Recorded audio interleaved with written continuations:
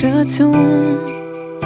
Eram mici, era acum, va rămâne în mintea mea.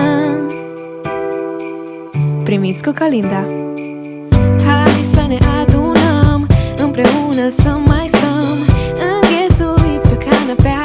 E tot ce-aș vrea la mine când se ajungea. Fiecare vecin știa, toată scara i-auzea vocea lor și chitara. De ce? Acasă e doar de Crăciun. Eram mici, era acum, va rămâne în mintea mea. Tata duce bradul, pe bunica o ia dragul, să ne vadă pe toți așa. Mai ții minte cum era dimineața în casa mea? Mai ții minte cum era? Mama cât te făcea, mirosea a cozonac, câte cadouri găseam sub prag.